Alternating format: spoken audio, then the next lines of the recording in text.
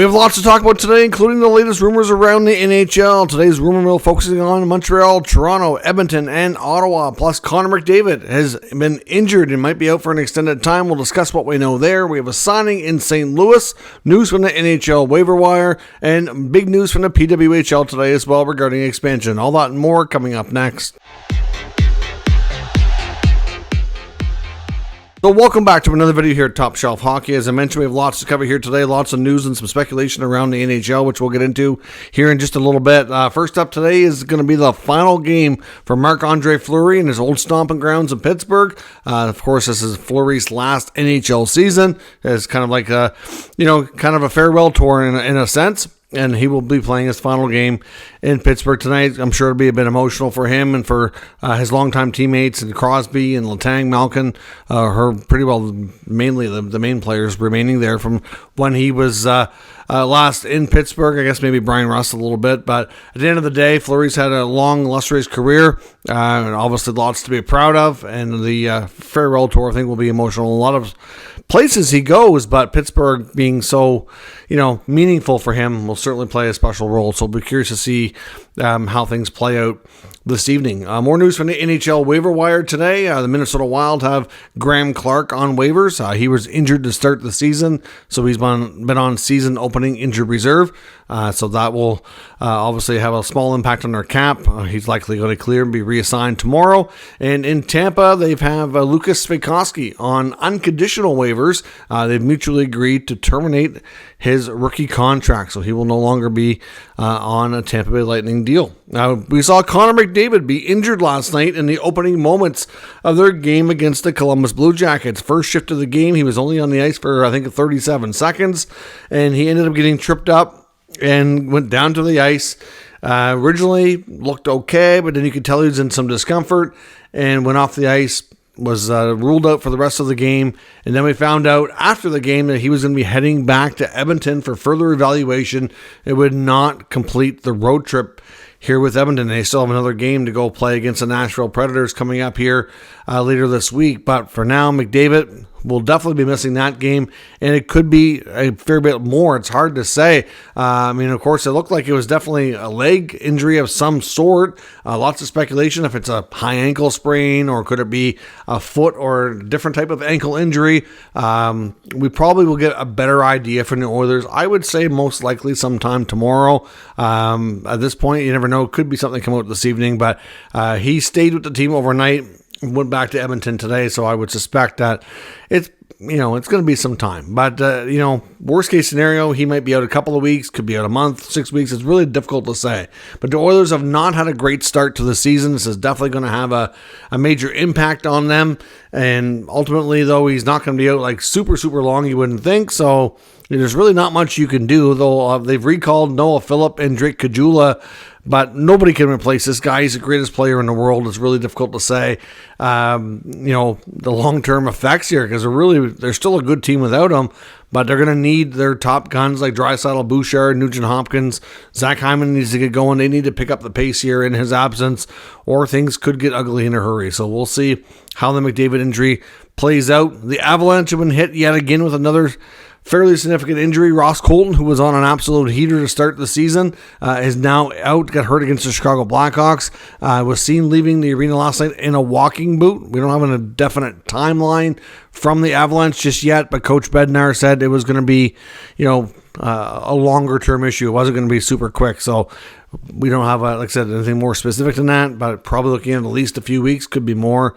Either way, not good news for the Avalanche, who are already, dealing with a lot of absences, and now Colton, who was playing a big role for them, goes down as well. St. Louis Blues forward Matthew Joseph is the latest to be added to their list of injury players on their team. Of course, the Blues right now are missing a key piece in Robert Thomas. Nick Leddy's also out. And tonight would have been Matthew Joseph's return to Ottawa, because they are in the nation's capital in Canada to play the Senators tonight. Of course, he was hurt, though, in the final minutes of the game against Montreal, which they had on the road just a few days ago, and will be out for at least a little bit of time. He said at least the rest of the road trip. So hard to say. Doesn't sound too serious, but it's going to be a bit for Joseph. The Ottawa Senators, who I said who will play the Blues tonight, have recalled Zach Ostapchuk, Cole Reinhardt's been reassigned to the American Hockey League. Looks like they're going to be moving Ridley Gregg up to the top line wing spot. Of course, they're still missing David Perron as well, who remains away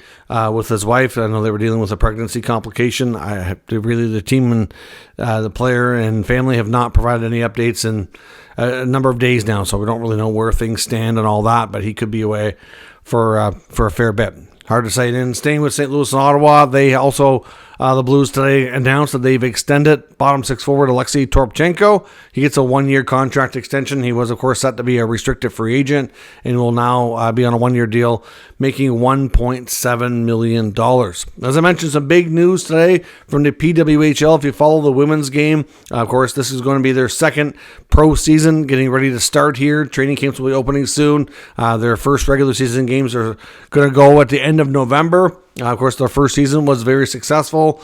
Great attendance, great support, and the league did extremely well. Of course, embarking on their second campaign, they announced today initial plans for expansion. I knew this was likely going to happen if things went well. Just didn't think it would happen quite so quickly, but they're hoping to add 2 new teams. They don't have a definite timeline on adding them, but they do seem like if things work out, they might be open to adding those teams as early as next season. There's a number of players that have been trying to get into the league and can't get a roster spot, and it's a deep draft coming up for 2025 in the summertime. We saw a bunch of really good talented players drafted in the 24 draft this past summer as well. So the talent seems to be there to add some more teams.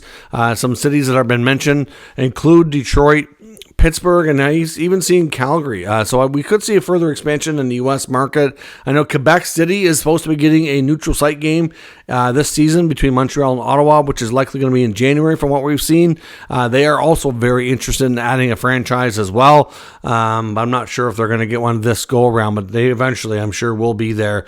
I know they are having difficulty attracting the NHL, but the PWHL, of course, not quite on the same level when it comes to attendance and tickets and all that. So they should be able to survive quite nicely in a city the size of Quebec City. So great news there on the women's game. Now in the rumor mill, lots of things to take a look at. I know on yesterday's podcast, Elliotte Friedman on 32 Thoughts was talking about the future of Ottawa Senators forward Claude Giroux. Of course, Giroux came to Ottawa. It was a homecoming. He understood at the time, signing a 3-year contract, that the team, wasn't ready to contend at that point, but they were on the upswing, getting better, adding lots of young talent. And of course, for him, it was also not only about that, but about getting a chance to be settled at home and getting a chance to play in front of his wife and kids and family more. Of course, his wife and family, of course, lived in Philly with him for a long time, but it's different when you're at home. It's a completely different environment. Obviously get lots of family support around you, and that was something that was important to him getting later into his career, but things haven't quite, I think it's fair to say that the team hasn't taken the steps big enough that he was probably expecting. So now that he's in the final year of his contract, lots of speculation on, is he going to want to remain playing at home? Is that more important to him, or is he going to want to go chase a Stanley Cup? Now, obviously, I think that decision is not going to be made super quickly here. I know Friedman's, pitch on the podcast was that Giroux has shown in the early going how important he is to this team, and Friedman says if it were him and he's the GM of the Senators, he'd be going to Giroux and his agent right now and saying, let's get you extended. You're super important. We appreciate everything you bring to this team. You're a great veteran presence.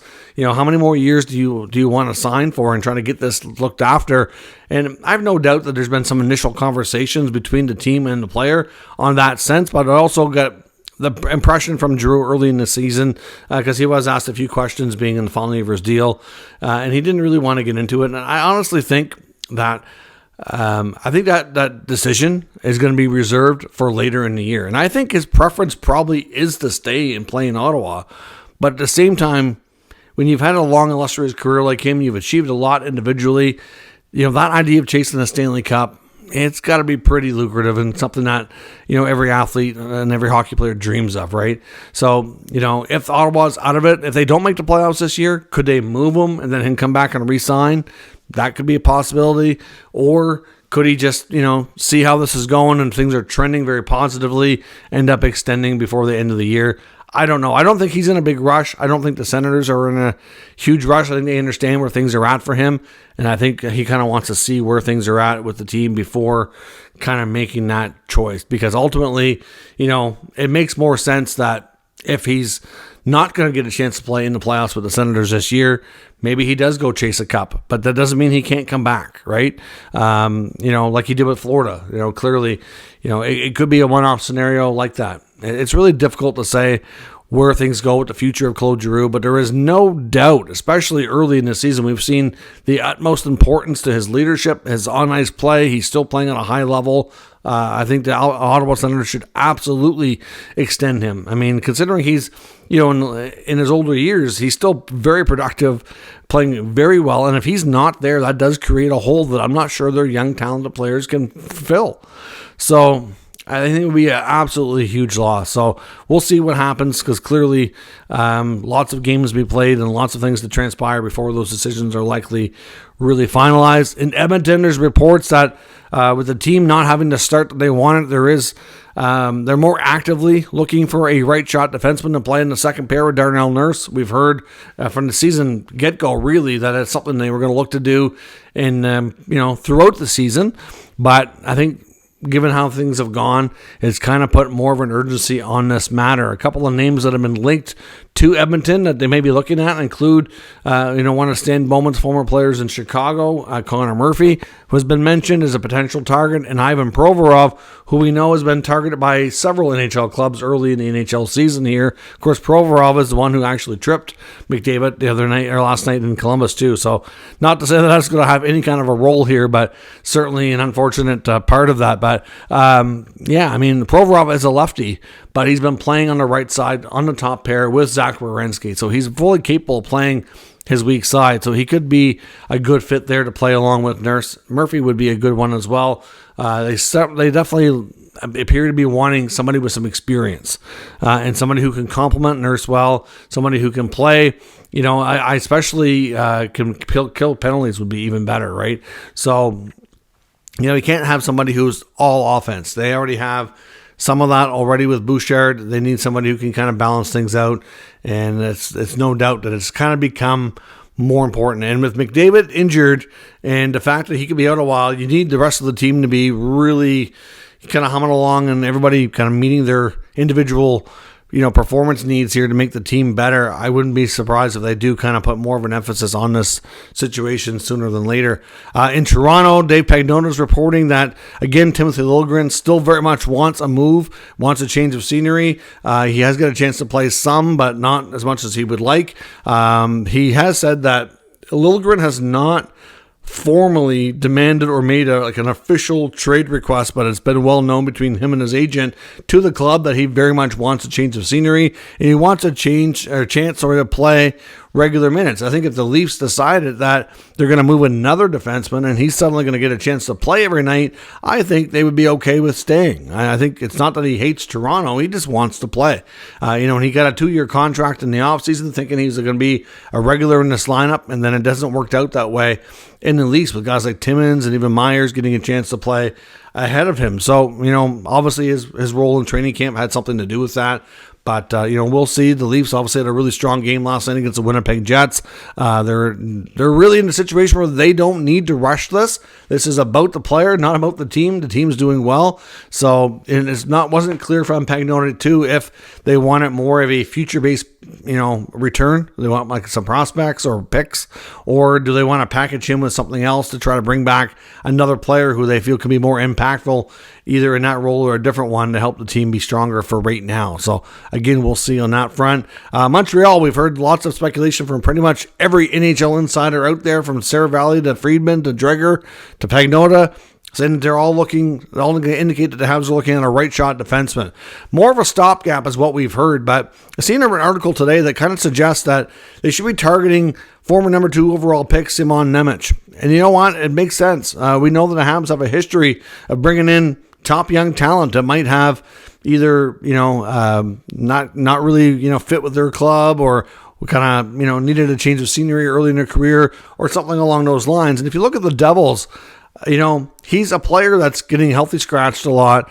They clearly like the player, but at the same time, they don't know that he's ready to take on a role. And they have Dougie Hamilton on a long-term deal. They went out this offseason. They signed Brett Pesce on a long-term deal. So there's your top two spots in your right defense locked up for many years to come. So there's no real opportunity for him to grow and, develop and take a bigger role with the team. You saw Seamus Casey get an opportunity in the offseason, and he looked really, really good. I think they're probably higher on Casey than Nemec right now. Obviously, Casey went down to the minors, but that's just because Nemec is a little bit older.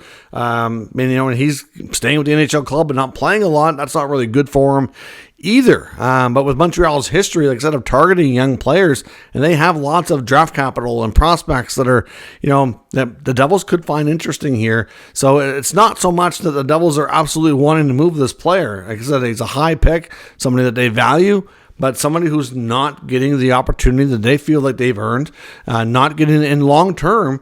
It's really tough to envision how he's going to move up and expand his role in the lineup. It's one thing to have different prospect players that you're kind of competing with and both developing at the same time. But after bringing in Pesce, they had already previously brought in Hamilton, locked up long term. How is this guy ever going to be more than a third pair defenseman? And when you're drafted second overall, you kind of hope your ceiling is much more beyond that. So we'll have to wait and see where this goes. Clearly, it's a situation where, we